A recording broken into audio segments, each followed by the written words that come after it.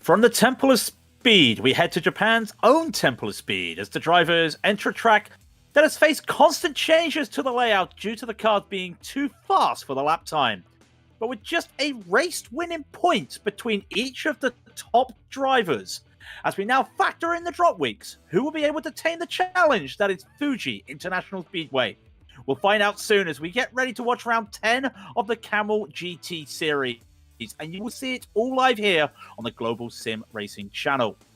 Hello everyone, I'm Craig King. With me in the booth is Justin Prince, and behind the scenes is our director, Daniel Costello. He's going to be using cameras provided by Dougie Beard. Now, Fuji Speedway has been a staple for Super GT and WEC for years gone by. So to get more information on why this track is loved by many, let's head down to our track guide to learn more.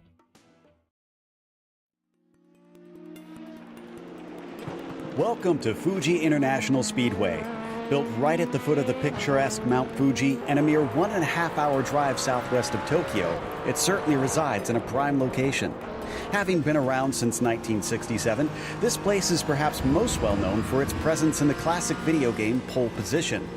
However, its modern incarnation looks nothing like it did back when that game came out in 1982. At just under 3 miles, or 4.5 kilometers, its two layouts have 14 and 16 turns, which is significantly more than what it started with. Without the banking that used to be a part of the first and final corners, its most notable feature nowadays is the front stretch that covers nearly a full mile. The turns that make up the other half of the track make for quite a technical challenge. It includes everything from the long sweeper of 100R to the tight confines of hairpin, to the finicky back and forth of nets. This place hosted Formula One back in the 70s and again in the later 2000s, but it has a much stronger history hosting endurance racing. Sports cars are still a heavy staple here. That's not to say open-wheelers don't still call this place home, though. Lower-level formulas, as well as Japan's popular Super Formula, make frequent visits. From humble origins in sim racing's history to arriving 40 years later on iRacing, Fuji has been a fan favorite for a long, long time.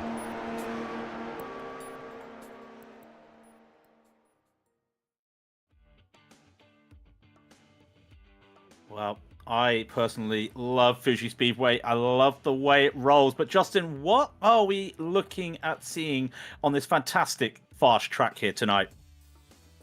Well, especially with the amount of cars we're about to see here for tonight's action, potentially a crazy race is an understatement. But when it comes to this racetrack tonight, lots of opportunities potentially to build up before you make your way through that first corner to be able to build yourself up a chance to make a pass. In particular, though, a lot of trouble spots that run through turn 3, for example, could be tricky through Coca-Cola. The hairpin can catch drivers off guard with the hard braking. Seen several times drivers make contact there. But also that run up out of the hairpin all the way up to Dunlop may open up some chances for some brave sends by the right-hander before you reach that final corner complex. A lot to consider, though, for respective drivers here today if you want to be able to win here at Fuji Speedway with how difficult it may be with the fierce numbers we're about to see. Yeah, we're going to have a lot of cars out there tonight. And of course, it's no chicane, so expect some fast corners at Dunlop. But let's get a quick look at those championship standings. I mentioned drop weeks will start to be in effect, but it is still Aitor Sintes Galindo leading the charge out there tonight, and you can just start to see how close it is out there if we just have a quick look. He leads the way with Seamus Power, which again, it's the story of the season. Seamus Power currently sitting about 20 to 30 points away from Aitor Sintes Galindo in P2. And then Ferran Grau and Aaron Humphrey are bringing up the rear with third and fourth, with Jason Clapper fifth, Fabian Youngblood as well, a point behind in sixth. And then it's Martin Krajcik in 7th. Brendan Lim will take 8th. And Eric Tilly 9th with Lars Olsen 10th. And in the GTOs, I believe you've got them there, Justin. Yeah, Bill Viola, who's been doing very well this season. 18 points up currently over Laskawa. Then you have Ove Trangergaard, I should rather say, who's been around for so long in this series. Top 3 so far this season once more. Just 2 points back a second. Then you have a bit of a gap over to Del Olmo, to Arturas Candelas, to Ian Haycox. With those drivers in the 100-point club, everyone else, though, just trying to pick up some ground here. Like Doug Cloud, like Tim Kennedy, who's got 78 points, but already 87 points back. It's not so easy 8th on back even then, though, because if Kennedy slips up, you have Jamie Hamill-Smith ready to try and pounce. You have Jack David Spickett also within a 3-point number distance, separate 1 point from each other to end off that top 10. Yeah, and it's just so close. It's been one of the closest championships we've seen in a while. And there's a minute left in qualifying, but of course it just gives me to just go through those usual stories that it is a 40-minute race. It is an open setup, as we always say. It is no spare cars, and the usual drive-throughs at 17 with disqualification at 25. We should not be seeing that tonight, Justin, but never say never. I mean, I've seen it happen before in a 40-minute race. There is a lot of potential of that to happen today because there's also official series and iRacing competition. That means, depending on how many people register, you may have a split session, you may not. Guess what? Today, 53 cars enter the registry queue. That is a massive field today, all in one split. So there might be a few drivers who reach that point. Yeah, there might be a few drivers. I think there's only one driver who's going to be able to try and cross the line last. It's Jackson Foy, and he's just going to come up short. So qualifying is over, and it's a big one, and we'll try and get through them as fast as we can because pole position is Lars Olsen. He's back there at the top once again. He will take pole position in the GTPs with Brendan Lim beside him, and then it's Aitor Sintez Galindo and Aaron Humphrey on row 2. Gianluca Gabbiani will take 5th, and Fabian Youngblood will be 6th, and then it's Martin Krajcik in 7th, and Timothy Reed in 8th. Daniel Simis will be 9th, and Shady Ahmed will be 10th for that first page. And then we still have another page of GTPs. Pablo Suarez will be 11th. Robert Plumley comes back in the GTP in 12th. Jorge Gonzaga will be 13th. Ryan Minzoff will be 14th. Miguel Sanso will be 15th. Raul Castillo will be 16th. Oscar Alexander Ramirez will be 17th. And then it's the non-qualifiers. Jason Clapper, Carlos Fonseca, Joshua H.T. Lowe. I'm pretty sure I'm going to get that wrong. And then in the next final page of these GTPs, Kurt Clapper, Ray Farlow, Aaron Martin, Andre Lorenko, and Fernando Matos. And it's just as big in the GTOs. Yes, 26th all the way back to 53rd in the overall starting positions, where you have Lascala leading the way in qualifying, a 133.3, 0.2 of a gap difference between him and Riola. Then you have Javier de Olmo, who is in the 3rd spot. Triangle Raid in 29th overall. That's in the top 4 in class. Then you have Andrea Schuster in 30th overall, top 5 with Haycock, 6th in the class. You also have Torres Cadenas alongside Donati in that grouping. Fernandez and Carasella in the back grouping to the top 10. Cam Porter, we talked a bit about him, is row 6 in that class, alongside Milas Selenskas. Then you have Dan Fresh, along with Javier Baca. Doug Cloud, all the way back in 40th overall, 15th in class. Then you have Salgado in 16th in class. Tim Kennedy, we talked about him in that championship grouping, 17th in class, along with Pablo Rangel. Then you have Mark Darnell, Matthew Smith amongst those, and we're only 45 cars in. Then on top of that is we're setting times. Daniel Rapetto, along with Jamie Hamill-Smith, Daniel Sendeno, along with Cody Blackledge, along with Alex Calvamarti, along with Thornden Pavlik, I should say, along with Ackerman and Foy, rounding out the drivers. Of note, every single car set a time in the ladder class for today, so everybody wanted track position in the GTOs. And I'll tell you what, as we just get ready to go gridding, we're missing a car. It's Lars Olsen. He's missed the start. So Lim will take P2, but the inside line will be Aitor Sintez Galindo. That's the track temps, 99 Fahrenheit, 37 Celsius. The humidity is also crucial. That wind, I wouldn't say it's that crucial here as they come around the Panasonic corner. Aitor will lead them away technically because of what's happened to Laos. Hopefully he can get back on track, but it goes bad to worse. The bad luck is hit him once again. The long straight here, the longest straight outside of Le Mans and at the Nürburgring in motor racing as we get ready for 40 minutes of Camel GT action. what is going to happen on that run down to turn one. We wait and see. We wait to see the green flag come by, and as they get to the pit lane entry, this is how long it is. Everyone's waiting, and Aitor catches everybody sleeping, and you can just see Brendan Lim is going to be caught napping, and they're almost going to be 3 wide behind. That is going to be Gabiani. That is going to be Kraytrick on the inside. Kraytrick may get a move here, but that turn one with the double apex is different, and around the outside goes Brendan Lim, and the GTOs are about to start their passage. Keller already off and away amongst those drivers. 3 wide of the battle for the lead. Already Trangeray trying to back things up. Candella's stuck in the middle line. Everybody else making it clean for the most part. Also of note, just exiting the pit lane now behind them. So already 2 by 2, and in fact, some drivers looking still 3 wide for the infield. Rather the section of Sector 2. Yeah, you've got to be careful 3 wide around here with how wide it is. You start to see that roller getting ahead there of Lesker is going to be crucial, and they're almost losing out here. The GTPs, they are coming down their pathway to the end of the lap. You can start to see how fast it is as they come through Dunlop here, the back of the field coming in. Just looking at this, anybody making any big moves at the moment? There is not. It's very quiet. The biggest jumper though, Jason Clapper making 4 positions at the start of the lap, and that's going to be very crucial. Yes, he didn't qualify, but as you see him just in the backfield, just there, that is a long train of cars. And a big thing, nobody had it off track except for maybe Matthew Smith in the 30th of the Matthew Smiths.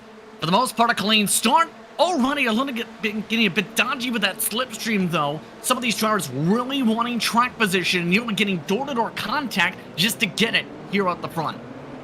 Yeah, you start to see some of the drivers here. You've got Fabian Youngblood and Timothy Reed, and then you've got another 2-way battle in front of them. It's Gabiani and Humphrey. Then you've got Kraytrick and Lim. The cars go 2 by 2 here. That slipstream on that start-finish straight, it is very hard because you can almost make the overtake at the start of the straight and lose the position. As they come down into the hairpin, take it shallow, get on the throttle as fast as you can, start to see the 3-car battle here. You start to see just how much of a train this can be. It's all about that slipstream. It's all about making the right move there. There is the still cut of Brendan Lim. He'll get around. And that Dunlop not being a chicane is very important today. Now add some extra bit of speed there. Speaking of speed, keep in mind, Loust also already giving some of these drivers in the GTOs a lot of traffic to think about. How about 3 wide on the outside of some of these corners? That's how big the speed difference is around this racetrack. You're talking up to 10, 15 seconds a lap. And Olsen already trying to find every slot possible to make this work. Yeah, every time he gets held up by a lap car, well, it's not a lap car, the car is battling for position. You start to see the pucker cam is on board right again. Start to see he's already made it up past the rest of the field. He's in the top 10 now when it comes to the GTPs. He is just holding on, waiting for the moment. You just start to see, look how he has to take different lines here. It's very tough out there. He has to look around. He tries to go wide. It's a blind corner almost at Panasonic. He gets away with it for a little bit of help there, but he's going to need some help in the rest of the field. He's just going to be picking off the stragglers now. Still have to be very smart when it comes to this racetrack to be able to get around here with all this going on. Keep in mind, all this is going on while the top 2 drivers in the GTOs are looking to scrap a little bit of slingshotting back and forth amongst your drivers from the front row in qualifying. Yeah, Roller and Leskola there. Leskola getting past Roller. They rekindle their battle once again. And these GTOs just taking different lines. And look at the line Roller just took there. Needed to check if that was a slowdown. It was not, but it sets him up. And of course, this 100R, you've got to be careful. You don't want to be too aggressive on the throttle. Got to feather that throttle down, and they'll see Laust Olsen there. That's not what Roller wanted to see, and Laust holds off a little bit, gives them the space. But at the end of the day, this brings Trengerade into this battle, and also this gives Lesker a little bit of slipstream. A lot of aggression so far, and this is going to really help in terms of at least stopping the back and forth for at least the lap for the time being. Here's the thing though, all that traffic and some of that battling, allowing Trangeray to just walk back into this opportunity, now has a double toe, if anything, off his fellow competitors. All this as well, you still have those GDPs side by side in the heart of the pack, still trying to sort themselves out because everybody is trying to zip around everyone. Everyone wants to be at the front. No one wants to wait. No, and track position here is going to be very crucial around here. Aaron Humphrey trying to find a really good line there, going through 100. A contact there with Craytrick, and Craytrick goes around. That's going to be quite a bit of damage as well for Craytrick. Managing to get it going, but that's not what he wanted to happen. Craytrick indeed. Having a little bit of contact right around where the name pronunciation is, the back of the race car, and that's going to add a little bit of damage to have to deal with. Again, though, the track position is such more critical in that loss of the moment.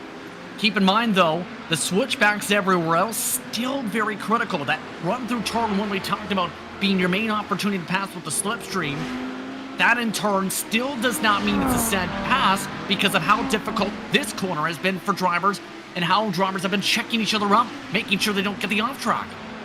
Yeah, we've got Doug Cloud, Cam Porter on the screen, and that is Javier Baca right behind them as well. You start to see in the old days Coca-Cola corner there would have been flat out, but in these cars you would have had to do a lift. Now, with the modern day standard of the track, it's a bit of a braking corner there. You start to see how that has helped them with these three cars having a little battle, but I did see a little touch there on the back of Cam Porter catching Doug Cloud, almost losing the car, fighting the car. What a little save that was by Cam Porter.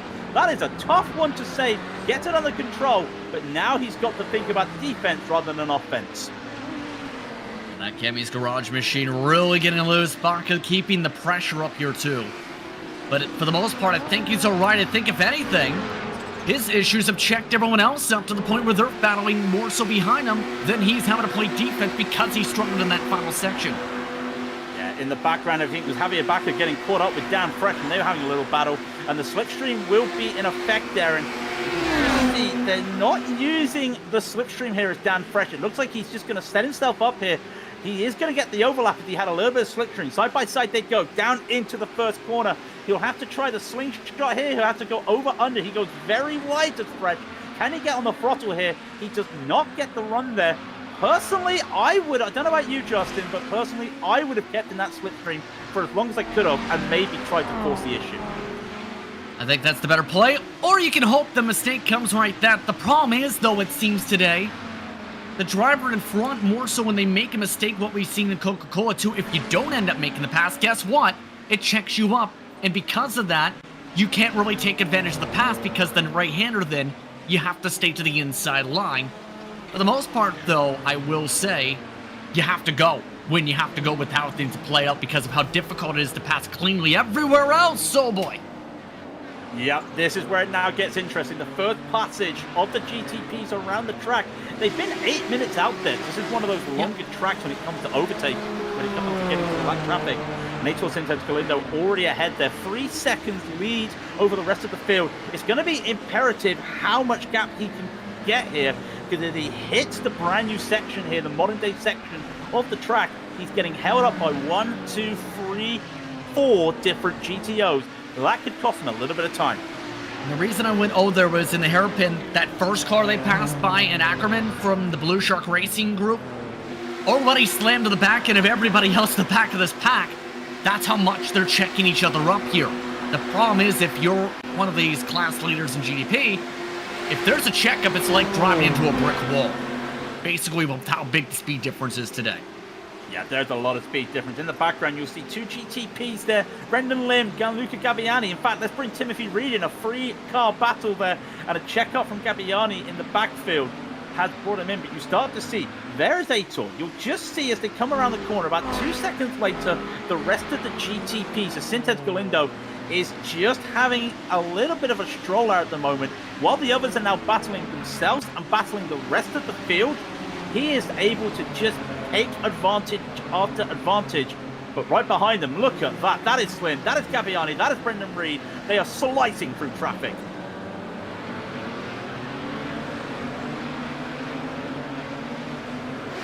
So you start to see Reed having to take a little bit of a later move there. And he is trying to catch up here. And of course, he'll get a little bit of speed here. A little gap there allows him to catch up to Gabbiani using it. And now all of a sudden, it's a car park at turn 13. Unlucky for Summit to come around. Different lines could be held here. Can you make the move? Can Brendan Lim try and push it wide? Gabbiani goes wide, and he's going to be victim to that. Next corner, as they call it, turn 15. one of my worst corners on the track, and it's the worst for a lot of them, but it set up Timothy Reed very well. If anything, he's using drivers to pick. Brendan Lim not going to be happy there, but being utilized there with the GTOs in that pick situation. But I already am listening to the radio in all midst of all this. Some of the drivers in the midst of all this craziness almost giving some fear calls of just find a way to get around cleanly because of all this, and that's a brave move. That's a very brave move from Gabbiani, and that trust with Brendan Lim and that GTO with Cody Backledge there. You've got to have the trust in the drivers here to make that move. Gabbiani, is he going a little bit too far? He gets checked up, being hesitant. Oh, there, Reed spun it! Trying to go for the move. Yeah, and Reed had spun in the backfield. I think Suarez also turned around the same time, so something happened to Suarez there. But we talked about those issues through Coca-Cola with so many drivers having to slam on the brakes just to be able to keep it on the pavement. I think Reed crossed that pavement across that curving, and with this car here, with the suspension, it brings you around like a pogo stick. Yep, this car is very bouncy. He's having to have his own fight right now in at the backfield. And look at more cars going off as well as we keep looking. It's a very different speed in terms of where you can brake here and how much speed you take under braking. And that's catching a lot of drivers out here, whether it's Coca-Cola, whether it's turn 13, whether it's other corners here. You start to see that the GTPs, they're having a little bit of a struggle here as they come around some of these cars. Meanwhile, the front of the GTOs, they haven't been affected by that lead battle yet. And Ville Roller is going to take that inside yet again. He says, thank you very much. There's only 28 minutes left, and Lescler is going to say, I will stay here until you make a mistake. You don't blame him with how the mistakes have started to build up in parts of this race. And if anything, they're starting to triangulate because every time they swap back and forth, that's where Ove closes the gap. Whenever they seem to almost stay in line like this, Triangulate doesn't seem to get a fully breakaway moment. Keep in mind, though, Brendan Lim, I've been impressed, and he's been very quick in this race. Got essentially the control car spot as a result of the issue for Laust. He's, despite slipping back very early off the jump, been able to recover very nicely in that 20 car.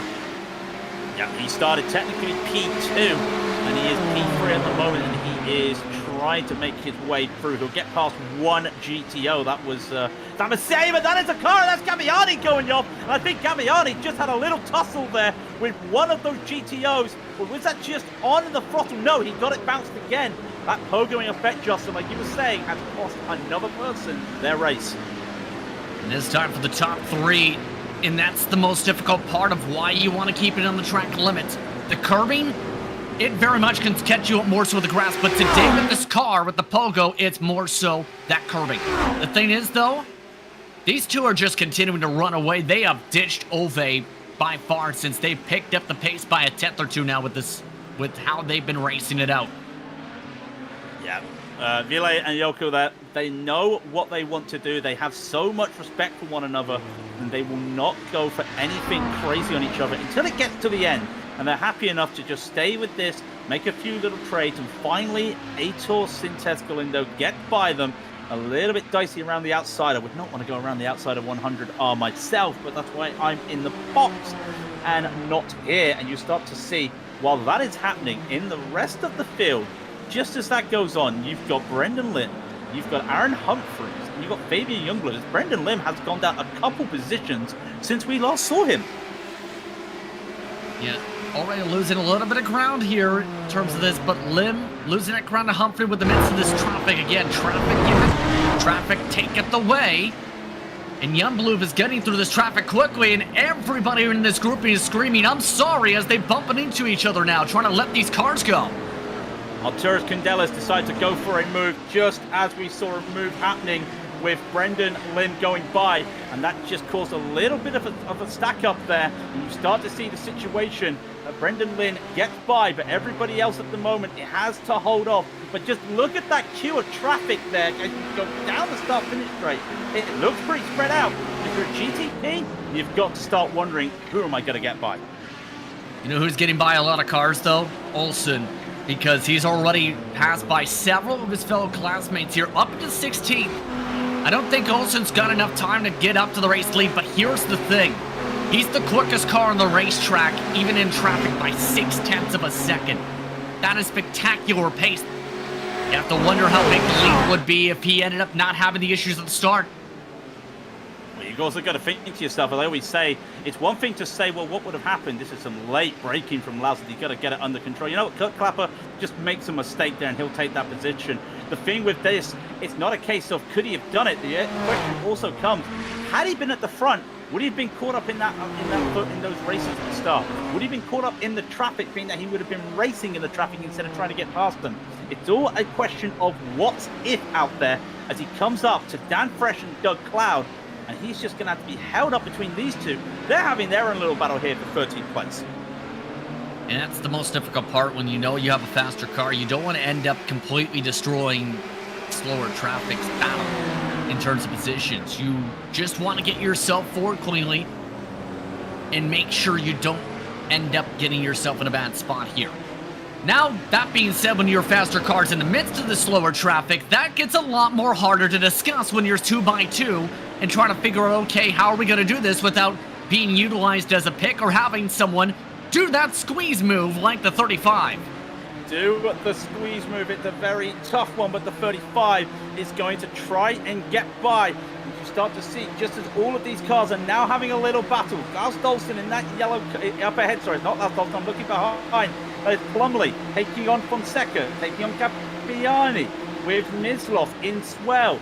Plumley is having a little bit of a resurgence here. We haven't seen him a lot in these cars. I'm giving him a little chink, a little slide there. Everyone get checked up. That will allow Ryan to get past Gianluca, and that also gives Plumley a little bit of a safety net.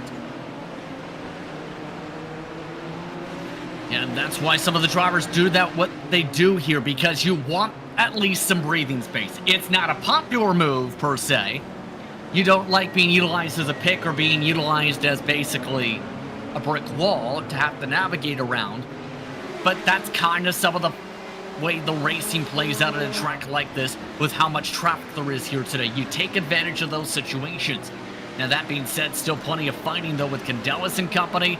Still trying to sort things out with Schuster. They've gone back and forth a bit in this grouping. They have Fonseca to deal with, though, who's closing up and quickly.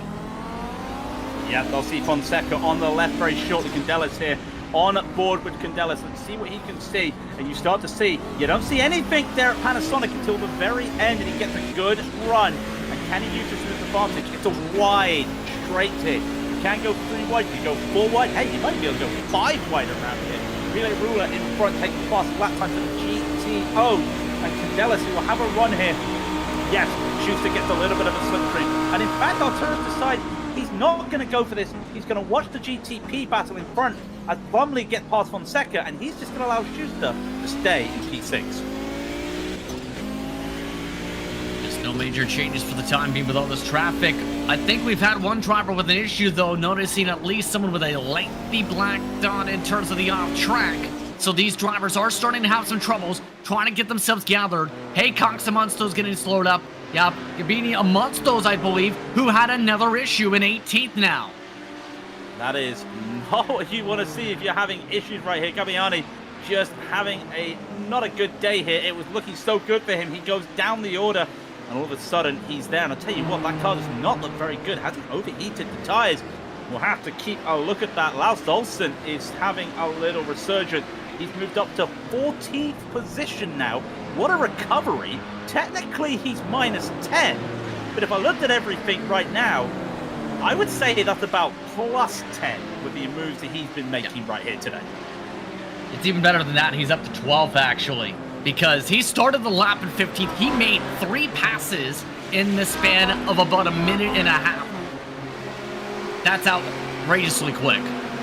That's insane. You'll start to see Laus getting by. He does have Ryan Mislov behind him. Behind him is Joshua Lowe. He can take a move, but we just go back here with Aitor Sintes Galindo. You start to see as he went by, he is having a nice quiet day out there. Meanwhile, everybody else is just having a little run of themselves. In fact, that's Aitor starting to lap GTP traffic. So these are the stragglers that unfortunately have had some moments out there already. Yeah, this is extremely difficult for some drivers. Remember, this is a one-split race, so you will have this type of situation to deal with. in terms of interclass traffic. You also have, in case that 14 machine, already a pit stop in 20 seconds to fix some damage repair. Keep in mind, though, Sintis Galindo, not a surprise to see him this quick. He's been this quick in several types of cars in the past. Yeah, we know what Sintor can do. Sintor Galindo can do. And he is currently, he's only had, though, 8 wins on the broadcast in 157 entries. It sounds low, but when you think of the standard that we have had over years in this tournament, in this championship, it does make you think, okay, fair enough, that's very good. When you start to see more battles brewing around here, that is the Mazda-inspired Timothy Reed livery and Brendan Lim in front. They continue their battles. Timothy Reed making 3 spots up. Brendan Lim, of course, falling down the order. He started to fall a little bit away from that podium, though. I think now's a little bit of let's see what I can do, because he may start to be struggling on that race pace. Ever since that issue with the curbing, he's been really struggling. Again, it's not a surprise with that bobble. He's might be having to play this track differently. The tires more so. Having to play things differently with how you take a slide, because when you have a slide like that, it cooks up those tire temperatures, ends up making them where it's difficult to be able to get yourself back to that optimal window. And so many times I've seen drivers where the saying is, depending on the type of tire compound, you have maybe a lap to get the tires back to normal. If you don't get them back to normal, you end up being in trouble the rest of the way, and you might not be able to know until it's too late. And this seems to be the case, as Daniel Simmons, meanwhile, burns up his tires with a spin. Yeah, that's not what you want to see. A little spin is probably not the way you want your day to go, but Daniel continues onwards, and you start to see a little bit of a bookmark there, as I like to say. Brendan Lim getting held up there by a elapsed GTO, and all of a sudden that allows Reed to put not just hit that one car, he puts another car behind, but he goes very wide. Keep your eyes out. If that's a slowdown, that is a slowdown for Timothy Reed. And as they go through more battles, Timothy Reed is in danger now of losing this position to Brendan Lim if he can't clear the slowdown. I think he just cleared the slowdown still, despite being really not too much of a slow up there. But I will say this, some of these lead drivers having to deal with significant damage now, or close to it, that they'll have to deal with in the midst of this traffic. That car who got around in that spin around we just talked about, by the way, was Trengere, who picked up no damage, luckily. Eventually, the damage is going to accumulate with how close these margins are, especially if you're even just keeping an eye on Lim. He wants to cross things up, get passes done quick. He wants it done as fast as he can, as we start to see as well at the front of the field. The leads are still having a little bit of a go out here. That's car 19. You'll start to see that is Sadalgo getting, that's not Sadalgo, I do apologize. You start to see other cars coming by.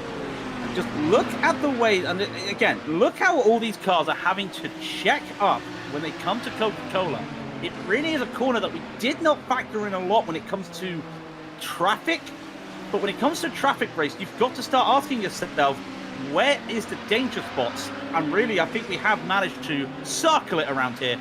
That is definitely the danger spot. Yeah, it's not even really a passing spot. That's a little bit naughty. A little bit clipping the curbing to try and get the pass done from that inside mark. Yeah, and if you try to hold that too much, you're going to have issues. And around they come again, down around 100R comes these GTOs. And look at that. That is Laus Olsen. No, that is, again, we've got so many cars with yellow liveries out there. I do apologize, but we do know that is the 43 going by of Marty, and he fights. This may be a battle around the back of the field, but every battle counts around here. That little Japanese-inspired livery there for Daniel Serrano as he holds, Cedino, sorry, as Alex Marty goes wide once again and almost, oh, that was a little bit of a save there, a little dice there. You wondered, does he have a little bit of aero damage, because that looks like he's not in control problem. I mean, he's got damage on the front, he's now got damage to the doors, damage on the back of the race car. I'd be surprised if he doesn't have aero damage by this point. The only thing not damaged is the wing that's on that car.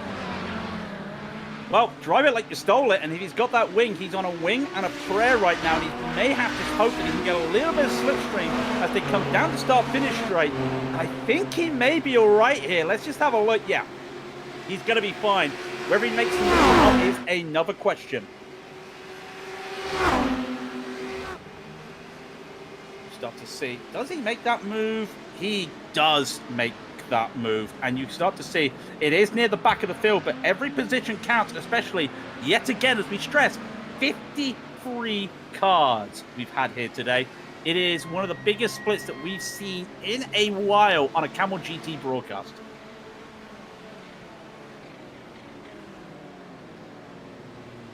But we do have cars coming into the pits. You see more cars. Remember, there's no pit stops in this race. So what you're seeing out there is not a pit stop for fuel.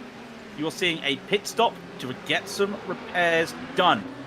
This is the lead battle. This is Lescula. This is Roller. They've traded positions once again. Roller, a 1:33.6. He took the fastest lap, but at the same time, Lescula is still in the lead with 14 minutes left. Doesn't sound long, but you think that's another 8, 9 laps around here for these cars, maybe even 10. It's not all lost at the moment. And while these guys are battling behind them, you may see very shortly in the camera, and we do not, there is another 3-car battling room between Trengaray, Del Olmo, and Ian Haycox. I was about to say, in regards to that latter grouping you're talking about, Trengaray, remember, has lost a little bit of ground since keeping up with the top two, lost touch with them. Then you have the traffic really coming into effect with some of the, in fact, spinning one car. Del Olmo, despite the damage that's on the right front headlight, though, still has some decent pace, I've noticed, in this run. Closing up a couple tenths a lap. He's been 4 tenths quicker per lap compared to Trengaray. Yep, Trengaray, I think he was just in there. Trengaray trying to hold on him. And we start to see Del Olmo is going to try and get this run here. Can he go for this run? Interesting. Remember, Panasonic, it's another one of those corners where you've got 1,000 different lines here. Can you take the over-under? He's unable to take that over-under. He will allow Ian Haycock to get a little bit of a double toe here. But Del Olmo will get the run here. Let's start to see on the back wing there of Trengaray. And Trengaray's going to say goodbye to him. Side by side they go as they go across the line out to the pit exit there. And just like that, Del Olmo, he doesn't just get past, he gets a 3-tenth gap between himself and Trengaray. And now Ove is going to have to find a way around as they come in to the Coca-Cola corner. He cannot. And if they do keep backing each other up, Ian Haycock is once again in this battle. Yeah, Haycox, I think, might be in the best opportunity out of all of them if he can just close up an extra little bit here, because there's the chance of the back and forth, I think, with Trengaray, with what we've seen with them over the years. But if you're Haycox, you're waiting for them to just fight so much that you just try and make it a 3-car battle. Downside, Sanchez Galindo not going to help, really. If anything, that just cost him a ton of time to be able to try and do this. He's going to have to wait, isn't he? He's going to have to wait for a moment, and there may be more moments because there are some other lapped GTPs coming by, but there are 3 of them behind them, as you may see very shortly as Sanchez Galindo goes by. Trengaray is trying to fight that position back. He's maybe going to have to do the same that happened to him last time by on that start-finish straight, but they will see 4 GTPs as Fabian Youngblood comes to lap some of these cars as they start to come on that start-finish line. Look at that in the background as you see up ahead. More cars for Sanchez Galindo to get by and more challenges for Trengaray Del Olmo. Yeah, and in turn, gonna make things a little bit tricky again. Looked like there was some lap traffic to deal with a little bit. Jackson Foy really started to play things forward. Let's go with all this, has now been able to just run away. Finally get a breathing space. That might be difficult to close with how things are playing out here, about a 3-4 second gap. Traffic giveth, traffic taketh away, to quote what Justin was saying earlier in the broadcast. And you've got to think, though, when we talk about multi-class traffic here, it's not about how much time the faster car loses, it's about how much time the slower car also loses. So that gap there, yeah, it may be 3 seconds there between Roller and Lescula. Now 2 seconds, just one GTP trying to go for a late move into a corner, that could be costly. And if that's costly, that could cost you half a second. But the momentum, that's a second. All of a sudden, you've got Roller catching up to Lescula. Anything can happen. As Sanchez Galindo, he has got a clean track ahead of him. With 10 minutes to go, there is no one in front of him. He will have a clean lap. Just for bragging rights, he may go for the fastest lap. Wouldn't blame him if he tries to go in at this point, try and get himself higher up in the rankings of the week because some drivers actually do take a lot of pride in that mark. Haycock's though, in terms of the marks in the midst of all this, finally able to regroup here. Downside is lots of prototypes to have to deal with here in the midst of all this. And the tough part has been Jackson Foy. Foy has been struggling all race. That might become a factor in the next lap or two with how things are playing out in terms of that interclass traffic. Yeah, it always is the case when you've got a full grid out there. You do have those differences in the pace that you usually don't get with turns. And Jackson Foy spins, and I think he just took out. No, he took out one of the other lap cars there. That is Timothy Reed. He just took out Timothy Reed with a slide, and that Timothy Reed, his race was going so well, and now he's got a little bit of damage on the rear of that car, and he goes all the way around. I think I noticed just the small clip of the back end of Reed to cause that contact. And that is a huge, huge tough blow for when it comes to Reed. Jason Clapper amongst those. Now able to take advantage up 12 spots in the midst of this race. He's been battered and bruised with so much of this traffic today. But there's still a chance at a top 5 with Miguel Zansano really being close and really getting held up a ton in this traffic. Haven't seen Sansano on the broadcast for a while. Jason Clapper as well. They've made 10 and 12 spots up respectively, been able to pick off drivers as well as just catching up on the scraps of what has happened in this race. Two really good drives here, and Clapper would love to get more points here. Sanso is 5 seconds behind Brendan Lim. He's not going to get a top 5, but a P6 in a race like this would be very good for him. Up ahead is Haycock, is Trengaray.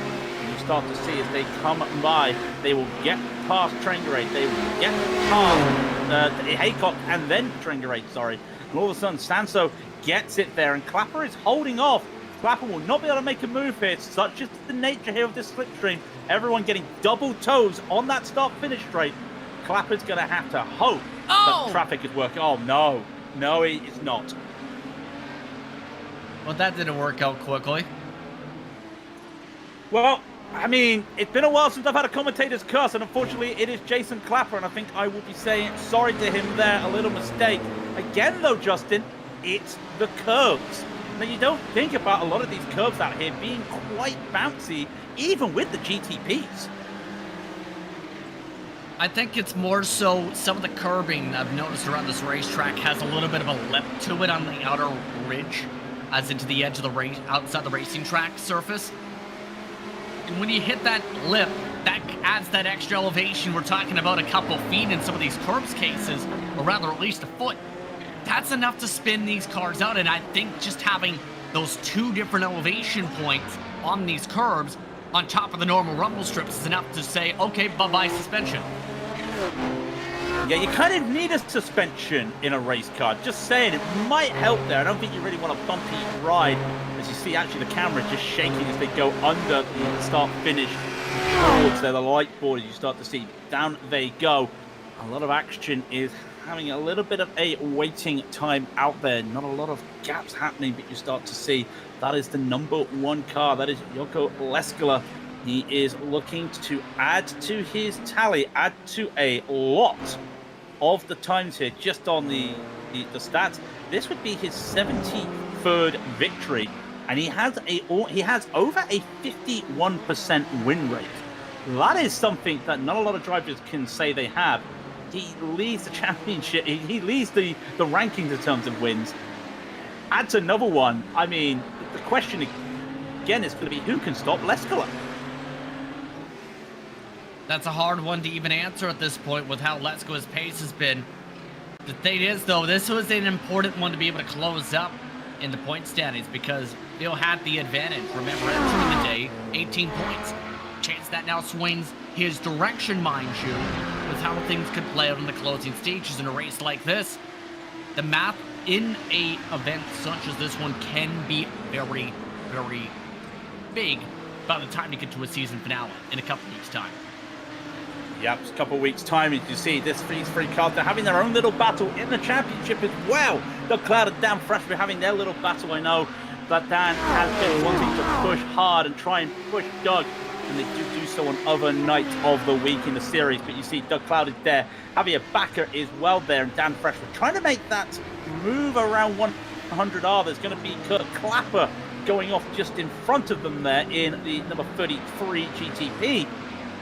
You got to think, Doug Cloud having your back down fresh. I don't think going around the outside of 100R is a move that you want to try and do to make an overtake, though, Dan. Yeah, I can tell the aggression's there, but you're right in terms of 100R section. It's not been working. Even when there's someone who's checked you up coming out of the corner through Coca-Cola today. You take the swing to the left of 100R, guess what? The person who checked you up still holds on to the gap and basically checks you up. That's why we so much harped on the danger factor of it, because if someone decides I'm not checking up in the late stages, you're likely going to see someone spin around in that final section and final laps. Yeah, 4 minutes to go as those guys continue on their little battle. Up ahead in the racing, there are more things going on because Gianluca Gabbiani is in danger here. Didn't have a very good hairpin. Carlos Fonseca is battling here. This is the battle for P13. Robert Plumley's ahead of them in P12, getting another car in between them, and that can help them. It is one of the top drivers in the standings at the moment in the GTOs, and you start to see Fonseca a little bit of a brake lock going around into that turn 13, trying to find the way here. The over-under getting held up there. That is a corner that we haven't talked a lot about. That late apex has caught a lot of these GTPs out when trying to get around the GTOs.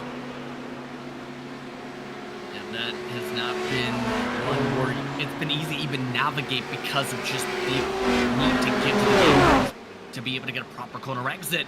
Lots of 2 and 3 wide though starting to form up here for Plumley, and this is catching up to that battle with Tranquil and Haycox. This is not going to be easy, and a little bit of a too much commit for that 47. Yeah, Minslow thought he could try and go around the outside there, but the GTOs are side by side. You got 3 GTPs catching up to 2 GTOs having their little battle in Haycock. Get past Trengarate, 3 minutes left in the race. They'll get a round here, but make sure you do it quickly. These GTOs have to slide out here. A 4th GTP comes by, and now you start to see, can they do it? That GTP, though, has made a mistake, and that may hold up Trengarate. It has, and just making that small mistake has cost Trengarate a little bit of track position, and Haycock for a little lap, just about half a lap, can breathe a sigh of relief that he doesn't have Trengarade on his rear bumper. Well, trying as much as he can at this point, but he had to be smart at this point. You have a driver who's been in the top 5 several times throughout today, already in between you in that midst of battle. But Plumley has been someone you've been able to catch up to. It's just, you can't just say, okay, I'm going to just send it. You have to be precise on that movement, and that's why so many drivers have been having troubles making some passes. Then you compare that to Olsen, who's passed by just about everybody up to 7th spot here, and it's just looked like a very calm, cool, and collected day. Like, last time we saw Laos, he was, what, 10th? And he just gets, no, that was Jorge Gonzaga going the wrong way. Where is he going? I think he got spun around just now trying to pass by traffic. I think he was just trying to flex point it to the outside there with Gonzaga, but either way, Olsen, despite everything that happened at the start of the race here to have put him so far back, he's showcased the raw pace in this car. Yeah, and again, we can always say that some cars have retired, we could have got positions there, but no. This is why he is one of the top drivers. To get a P7 in this race is nothing to be ashamed about. Unfortunately, when you're the pole position driver and you get a P7, you do feel a little bit disappointed. But if I'm Laos, that's got to be a day, and I'm sure he will come in to the broadcast afterwards to have a little word with us just to say what's going on. Aitor Sintez Galindo is on his penultimate lap. He has a 8.6 or 8.2. It keeps shrinking and growing, but it's an 8-second lead over the rest of the field. It's truth to be told, he's been untested today. Galindo just has been on rails up at the front. Right from the jump in the first couple laps, just pulled away by at least 4, 5, 6 seconds. His lead has stayed around 7 to 9 seconds all night long.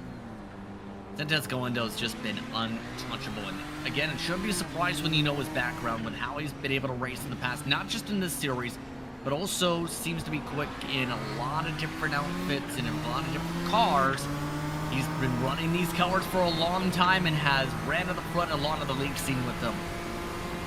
Yeah, just remember a lot of these drivers, they do race sometimes in the Lotus before this, and then they come onto this, but the push rod racing, I'll get my words out there, they're going to see the white flag, and Sintez Galindo just has a little bit of a possession lap right here. 7 seconds is that gap now. He just has to take it very easy around here, but of course, anything can happen around these type of tracks. So far, just been alright so far after all. Won championship last summer around a year ago in this car type. VCR and the overall series champion. Fun. Meanwhile, you still have at the same time Muscola. Still with that big opportunity.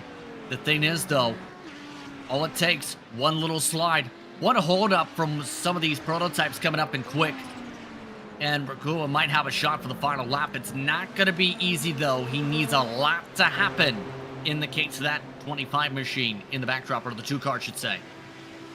Yep, he doesn't need it. He's got one more lap to go, and it will be a lap, because coming around the final corner now will be Aitor Sintez Galindo. He's got number 7 on his car, and I'll tell you what, this will give him win number 9. And Aitor Sintez Galindo will take that lead at the start of the race, and he keeps it. He will win the Camel GT at Fuji International Speedway in the GTP. There are other battles, though, still going. Behind, though, Fabian Ungland takes that P2, and Aaron Humphrey is going to take that P3. Very well dominated in, to say the least. Timothy Reed, give a shout out to him, still able to hold on to a 7th place spot despite everything happening. Despite nearly wrecking the car in the final corner, it's been a wild one for Reed. It's also been a wild one for Lars Olsen. He managed to get that position from Reed on that last lap. He will finish 6th after starting in the pits. He will ask himself what could have been. The gap between him and Aitor Sintez Galindo was 29 seconds. What could have been? But we've got to keep our eye, because Lesker has had a moment, and in front of them as well, side by side, Plumley. Gabbiani's going to go for this race here. Can Plumley hold off Gabbiani as they come to the finish line? They come to the start, the pit entry. There's still a little bit of line. It's going to be a drag to the finish, and is Plumley going to hold on to this? Plumley just holds on.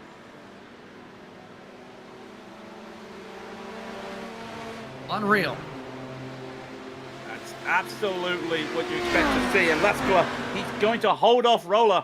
And Roller has a late surge there, but Lesker will take that victory. The gap's going to be 7 tenths at the end of that, but that doesn't tell the story. Those two were battling throughout the whole race, and it was just one hot moment. And Lesker is going to go for some slides here with one more battle left to go. Trengrave will keep that P5. Ian Haycock will take that P6. So while the rest of the cars will be coming across the finish line, we're going to take a quick break, and we'll be back with the results and the interviews. So don't go anywhere.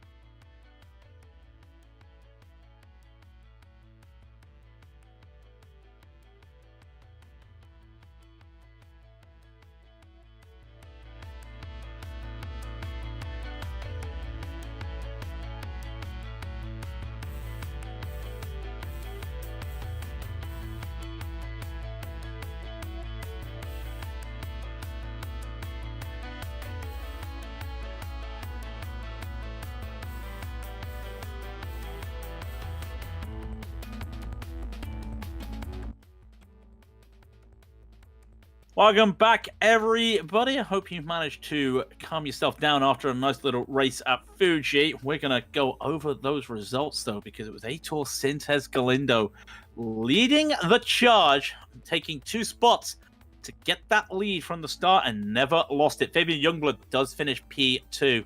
Aaron Humphrey will be 3rd. And then Brendan Lim had an up-and-down day.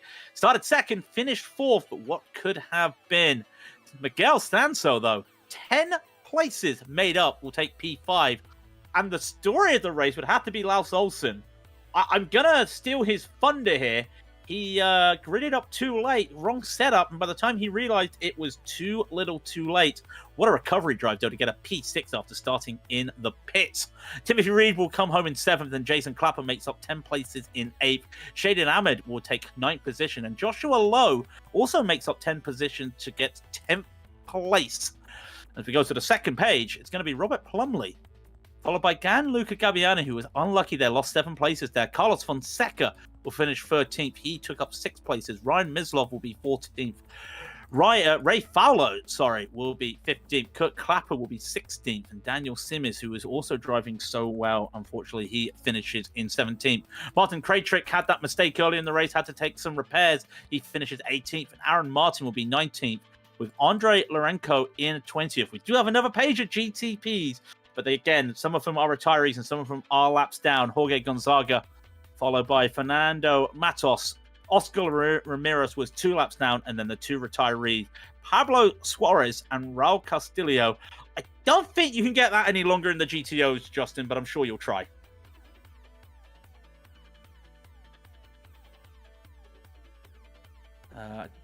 I don't think we've got Justin here. Well, I'll take you by, because it's Jocko Lescala who does get a victory over Ville Roller as per usual. Javier Del Olmo is P3. I say as per usual, you always see those 3 up in those positions. They started where they finished. Can't be said for the rest of the grid, though. Ian Haycock gets 4th position. Ove Trengerade, another great battle between those 2. He finishes 5th. Arturas Candelas will be 6th position, and Andreas Schuster will be 7th. Silenkus will take 4 positions positive to finish 8th, and Devon Donahue will come home in 9th. And then Cam Porter will be 10th. We head down to the second row. It's going to be Doug Cloud in 11th position. Javier Baca will take 12th position. Dan Fresh will take 13th. Tim Kennedy will be 14th. Jamie Hamill-Smith, didn't talk about him today, made up 7 positions. He will take 15th. Daniel Repetto will be 16th. And Samave Cavasalo lost 7 places to finish 17th position. Matthew Sims will take 18th. Marco Stadalgo will take 19th. And 20th, Forbin Pollock. And then it's going to be Daniel Sorrento in 21st, Pablo Rangel in 22nd, and then some of the rest of the guys who did unfortunately retire early: Alex Marti, Alfonso Fernandez, Bjorn Ackerman, Jackson Foy, Kovi Backlash, and Mark Darnell rounds off our, 53-man grid. So, there is only 1 place really to start. So Justin, I think we lost Justin because he was running down the grid a bit too far, but I believe we've got him back. And I think he may have found Aitor Sintes Galindo in the pits for an interview. Yes, indeed. Aitor coming away with the victory. Overall race win today in the GTPs. Aitor, first things first. How does it feel to come away with the victory, leading the way by nearly 10 seconds much of the way? Yeah, I mean, it's been, all things considered, a quiet race for me, and it's been shocking what happened to Laos with not gridding in time and giving me the pole position at least. Yeah, it's been, I mean, I've been uneventful actually. I mean, I pull away and try to not get into any sort of trouble, and push away to victory. Everything went together today. No hardware failures like last week or something. No problems with any sort. Very, very, very happy with this win, and I believe I am already champion by 1 point, I think, because if I did math correctly, I believe I am. Yeah, may potentially be big. Keep in mind, Seamus Power had, first of all, not entered today's race, but second, had one race counting compared to your total entering today. So, in that regard, though, as we see the very big text, how did you have that very big speed today? The speed today, well, there's one man I have to thank for is Lars Olsen with the setup. But yeah, basically, that's it. His setup today was very, very, very stable. We need that on races like this. And yeah, that's it. I will say this, though, and with this victory today, it ends up pushing you up the win tally list in terms of this GTP class. As a matter of fact, put yourself now out of the tie for 10th all time. Now put you in a tie for 9th all time with Sean D. Campbell. How does that feel to be able to move up in history? Now put yourself on the cusp of trying to become one of just 8, join one of 8 other drivers to be in double-digit wins in the car class in this time slot. Well, glad you asked, honestly, because I mean, I think this season has been like not with not as many super quick drivers like Sean Campbell.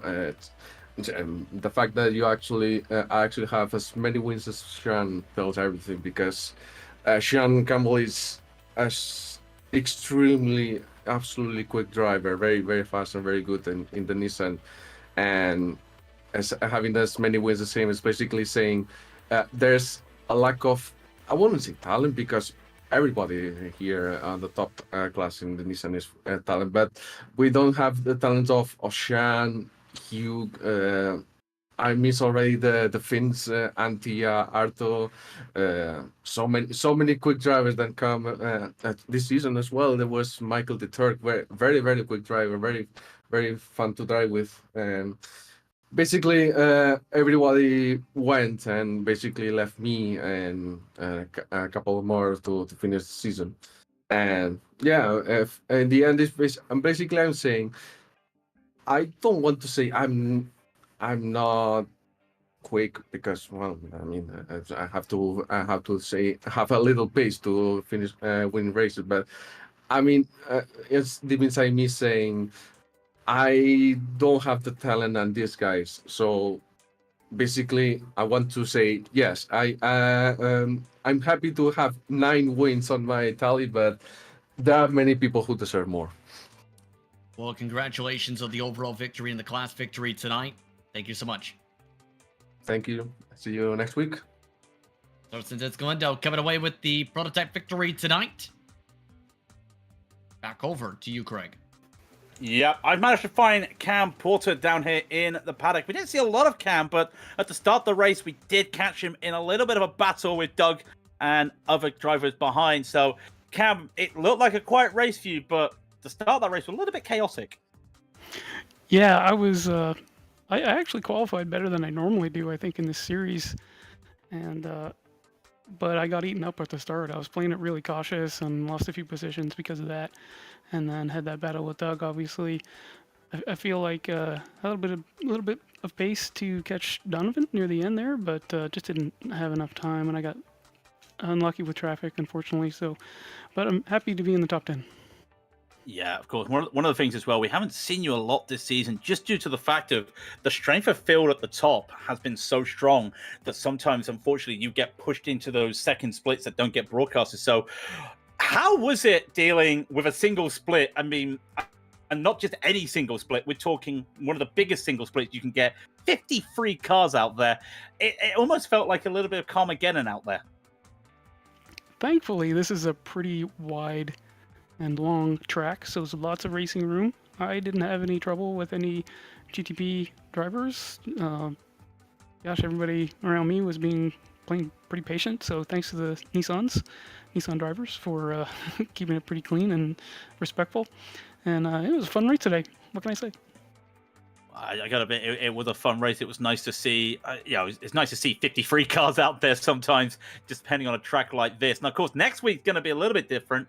We're going to go to historic Silverstone Now, personally, that's the better track. I'm going to be controversial here. That's the better track compared to the new one. What are you expecting at Legacy Silverstone? Well, again, it's another long, wide track, so there should be lots of racing room. I anticipate another good race like today. I'm not sure what's going to happen eventually, but you never know. I mean, it's always a crapshoot because it's a legacy track, right? So we might get more drivers next week for that race. So I hope so, actually. Well, we'll roll the dice when we get there and see what happens. But for tonight, to celebrate your P10, the floor is all yours, Cam, for any shout-out before we let you go. That's I didn't think of that, but I'm just going to say thanks a lot to the GSRC for putting on the great podcast every week in both, Lotus 49 and Camel GT, which is the two main series I participate in, obviously. So thanks a lot to you guys, and we'll see you again next week. Well done, Cam, on a hard-fought P10, but a very good P10 at the end of that. That's Cam Porter getting a P10 in the GTOs. And one more driver. Justin has managed to find Laos, and I'm sure Laos has got quite a story. Well, Laos, you made your way from dead last in the field, starting from the pit lane up to 6th. First of all, how difficult was it to go through that field today and do so without a single scratch? Yeah, it was actually quite fun, except the first going through the entire Audi field in the first couple of laps was not that fun. I didn't want to make any stupid things, so I had to be a little careful also. And but it went well, and I had good fun driving up through the field. So actually, not all considered, not that bad. So, as you told your fellow drivers, you forgot to switch the race setup and came in too late in regards to that grid as well. What happened prior to that in terms of those circumstances, and what was kind of that reaction realizing you forgot that race set? Panic. It was just something in my mind, back of my mind told me that I forgot something, and I quickly checked the fuel level, and that was still qualified fuel, so just got off the grid. I think I had less than 20 seconds left, and couldn't get the race set up and grid again in that time, so just had to start from the pits. Of course, seen as one of the top drivers throughout the years, top 10 of the points entering today, still able to pick up some valuable points in turn. What's the focus now going to be like with the closing stages of this season for the iRacing service starting to close in fast? Trying to avoid all the stupid mistakes I've been making all seasons, this one being the last one in quite a few, so I just trying to finish the races and not getting involved in either self-inflicted crashes or going together with others. So I think that's the goal. Any shout-outs you want to give real quick? To you guys for the broadcast you make. They are awesome, and also to the Camel community. Great place to race. Well, thank you very much once again for the time. Yeah, thanks. You too. Lost Olsen coming away with the top 6 from starting from the pit lane, Craig. A great drive there from Laos, and always good to catch up with him and the rest. But that will do it for today. So I'm going to give a thanks to the team here today. Justin, who came in on 24 hours notice, Daniel, and of course, Dougie. Now make sure to check out our social media, our website, our merchandise store, and all the other links that are going to be flashing across the screen shortly. And don't forget, we just subscribe to this YouTube channel that you just watched. I'm sure you know that's where our YouTube channel is because you're watching us today. But if you don't click on that, you'll never miss a moment here on GSRC. Now, the next race for us in the Camel GT will be the historical Grand Prix at Silverstone. So that's Silverstone Legacy next Saturday, the 27th of May, 1 p.m. Eastern. And don't forget as well to check out these other broadcasts that are listed here on the screen. But until next time from Fuji, race clean, race hard, and we will see you on the track.